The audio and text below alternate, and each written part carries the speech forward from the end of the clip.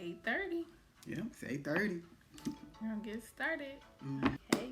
Hey everybody, how's it going?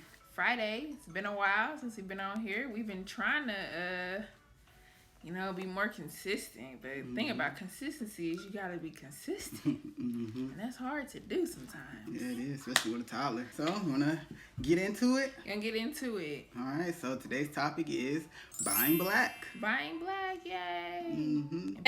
One thing that I did want to point out is that I think we need to get out of this mindset and this mentality that Black-owned businesses are only mom and pop shops, because they're definitely not. They're multi-billion-dollar corporations, some multi-million-dollar corporations, and probably some companies that you wouldn't even think of, or maybe some companies that you never even heard of are Black-owned. Yeah. So I got my notes. So one company that I wanted to highlight is, like, for example, Worldwide Technologies, the largest Black-owned company in the United States. If you are shopping for cosmetics, companies such as the crayon case or the lip bar. And then for apparel, you have Brandon Blackwood. I really want one of his purses.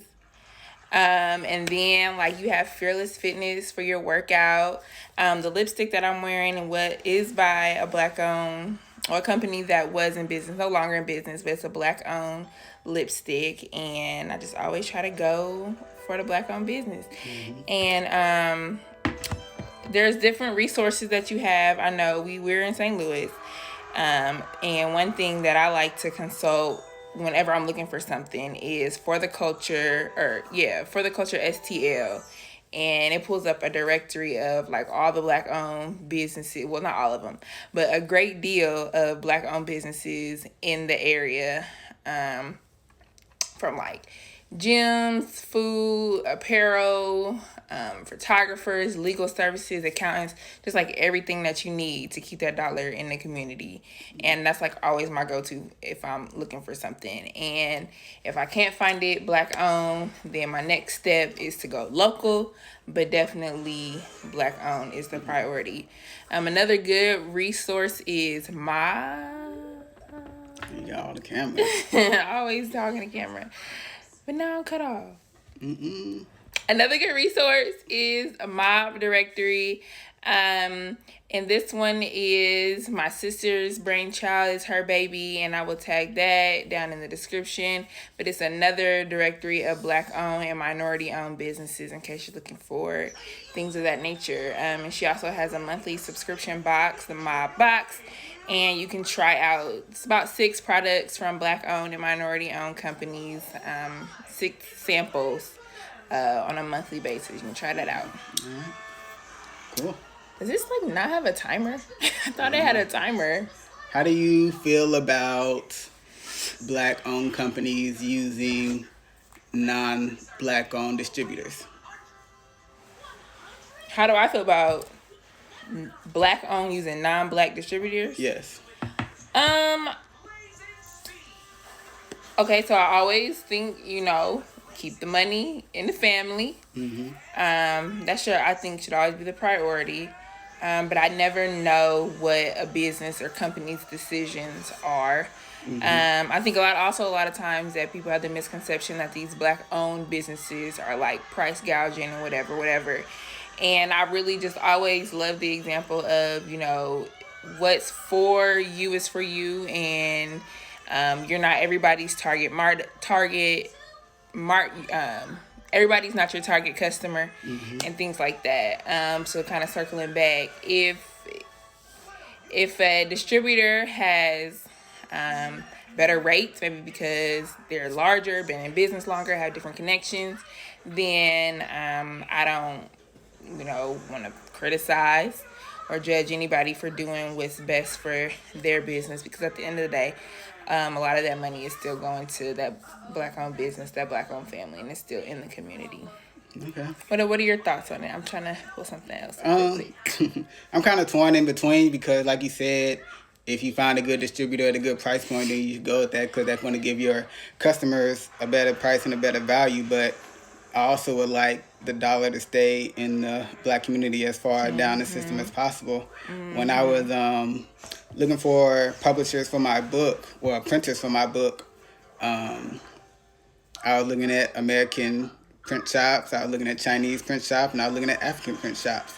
And the American and Chinese print shops, or the American print shops, their websites were easier to navigate and to get to their price points, to get quotes and everything.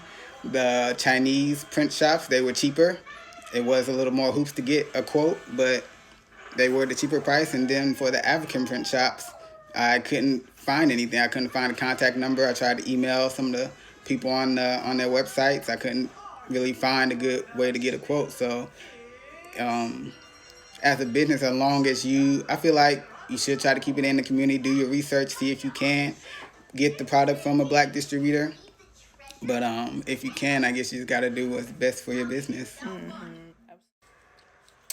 Negative reviews on black-owned products, black-owned businesses. Well, I don't write reviews in the first place. Okay, well.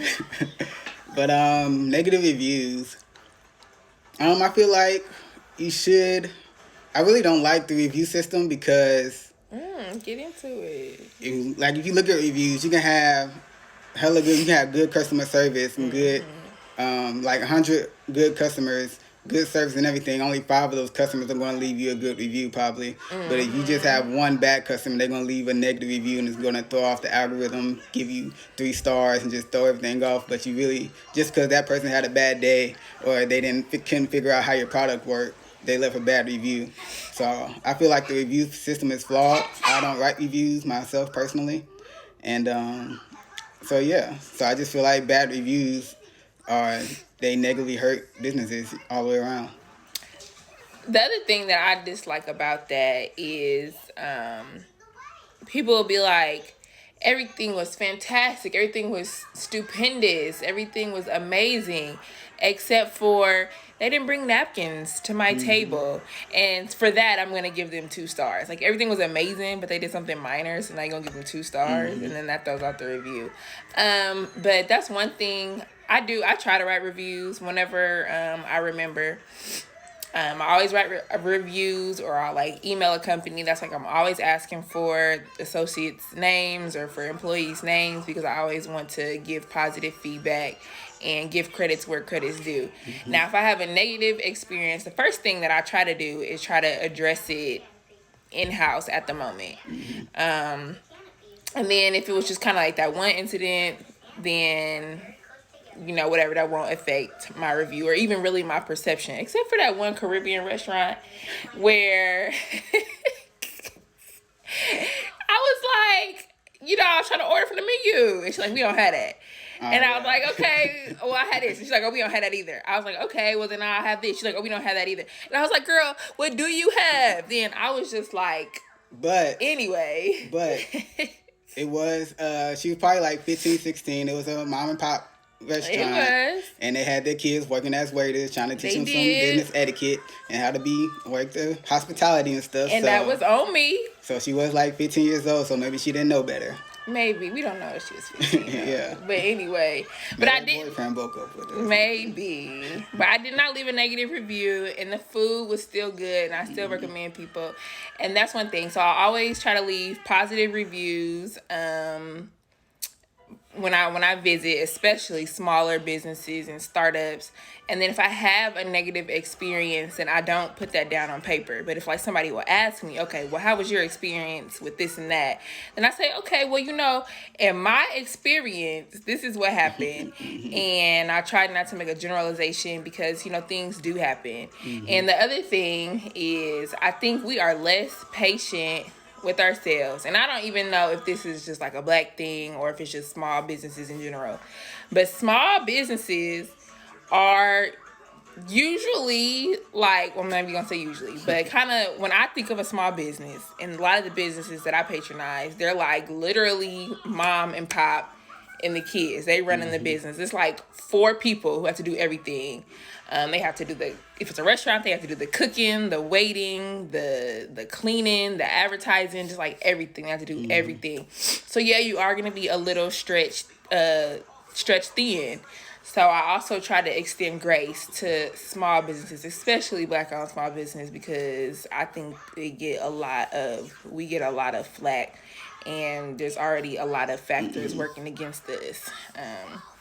But I always try to hype up the business, like, yes, like there's this roll ice cream shop, Mixins, in Omaha, and I ain't been to Omaha now like a year and a half, but last time I was there, I was like, oh, I have got to go to Mixins because I know of the owner, and I just hear great things about it, so I wanted to go and give my positive feedback as well, and of course just patronize that Black-owned business, Black woman, and so yeah, that's that on that. Yeah, and also I don't know. Like your reviews, I guess they don't ever disappear. Like you see reviews from 2-3 years ago that you might have a 1 star and your whole business could have changed and everything. You could have new employees, new customer service models and everything. But that 1 star from 2 years ago can still be affecting you. So yeah, I just wanted to bring that up too. That's my last point on that. Yeah, but reviews are also very important because if I'm trying somewhere new, if it's like between two businesses and I ain't never heard nothing about them, but I've narrowed down my search, then I will read those reviews to determine. And I'm not necessarily looking for anything bad, but it's like if this company just has something that stands out to me, that I'm going to choose them over, the other company. So reviews can also be very helpful. Yeah. So only time I really encourage people to leave reviews, good reviews. Yeah. Only time I really look at reviews is like for like hotel stays. And remember when you used to just read bad reviews for city hotels just like for fun? Bad reviews for hotels is fun. Like oh my god, it's hilarious. Those motels, the motel reviews, like the ones on the side of the road, like you just driving, like just like your everyday life, But there's a motel over there. Yeah. How long has it been over there? Don't look like it's open. And you read the reviews for it, and it's just they're funny. Yeah. We used to, play that little game and do that for our pastime. Okay, so we don't want to keep you too long. Couple more things that we want to mention before we go. So our student loan total. Okay, so I want to give an official balance and then an unofficial balance. Okay, so our official balance is $17,310 on the nose. Oh, yeah. But our unofficial balance is $0.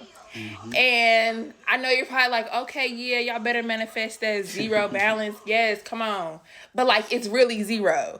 And we can't tell y'all why it's $0 yet. But I did want to say that because, if y'all see us spending, not sticking to our budget, or the budget that we previously assigned for ourselves, then you kind of have like a little bit of insight on why our money has freed up a little bit. And I promise y'all, as soon as we can tell y'all, we gonna tell y'all. But on paper, what Uncle Sam has to say is $17,310. And I'm also kind of waiting for that forgiveness. I know that's a really touchy subject. Some people are like, pay back what you owe. And I agree. I'm prepared to pay back what I owe. But if forgiveness is in the horizon, if forgiveness is my destiny, who am I to deny student loan forgiveness? Okay. But yeah, we got $0, and we really need to, I made a tweet. I was like, now more than ever, we really need to stick to our budget, because now that our balance is unofficially $0, I ain't gonna lie, for a couple weeks there, I was like, this money is ours. We can do what we want to do with it, and we can, but we still need to be smart about it. We still need to invest. We still need to, I don't even know if we need to save. Maybe that would just be a completely different topic. But we still need to be smart. We don't want to be wasteful with our money. We still need to be disciplined. We've proven that we can do it, so let's continue to do it. There was, another thing. We want to change our name. And then I'll be cut off. We gotta move the camera back. We'll figure it out. We want to change our name. Bae Jae is like really cute, but we're also thinking like long term, looking for more, maybe like a catchier name, or maybe a more a name that resonates with the audience, or something that more accurately describes us.